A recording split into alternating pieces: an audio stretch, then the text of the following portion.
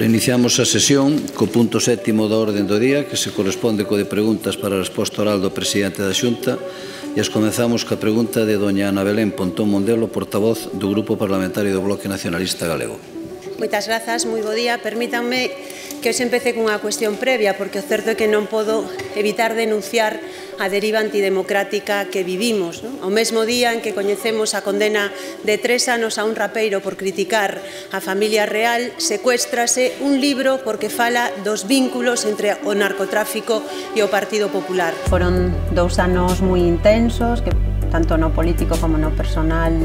o que vexo que aprendín moito e que tamén hai unha generosidade moi importante de persoas que nos rodean, pois tanto nos órganos de dirección como na base de organización que están apoiando,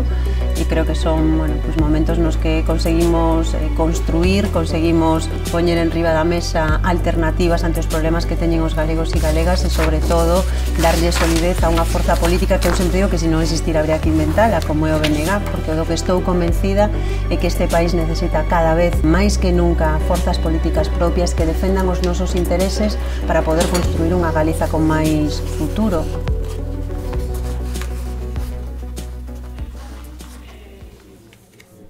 Pasade, sentade vos.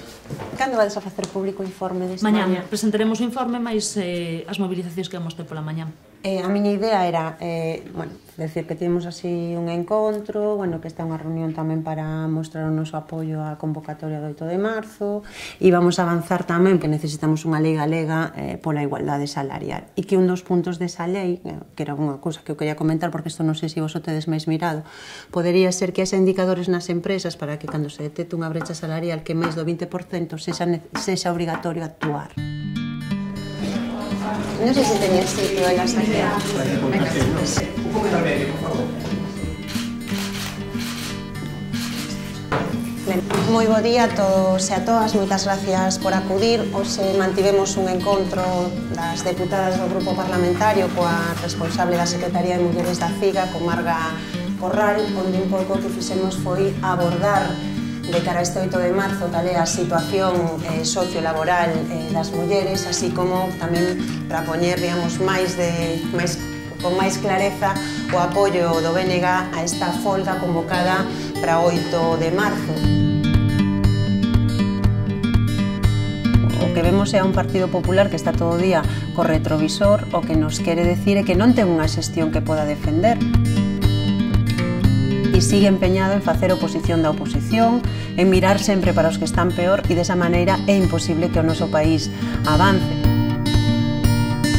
En Galiza hai máis ou menos un 40% da enerxía, consumímola a nivel particular, casi un 20% da enerxía que producimos a consume Alcoa, e outro 40% é unha enerxía que se utiliza para exportar. E nos estamos pagando unha das tarifas máis altas de toda a Unión Europea. Sufrimos os efectos da produción de enerxía eléctrica, pero non temos ninguna compensación. E, máis, temos unha tarifa única, que é unha decisión herdada do franquismo, que o que fai é que nós estamos sendo solidarios con todos aqueles territorios que non producen electricidade.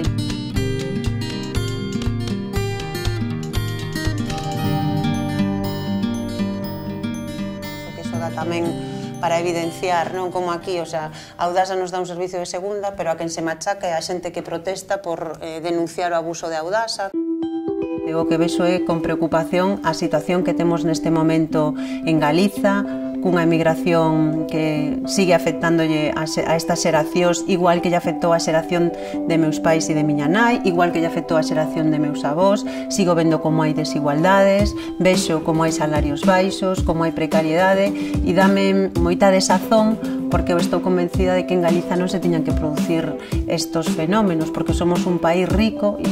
o que estamos padecendo un empobrecemento por causa de políticas que nos marxinan, e creo que é urxente que cambiemos ese guión e que, sobre todo, fortalezamos a idea de empoderamento de Galiza e dos cidadáns galegos como pobo, porque creo que desde ese empoderamento é onde podemos construir unha alternativa que nos permita deixar atrás todo o sufrimento que leva causado a crise, e, por lo tanto, o que nos falta como país é que teñamos un goberno que teña un plan de futuro para Galiza, que estea disposta a defendelo e, sobre todo, capacidade para que non sexan outros os que tomen as decisións por nós, porque cando iso pasa é cando saímos perdendo.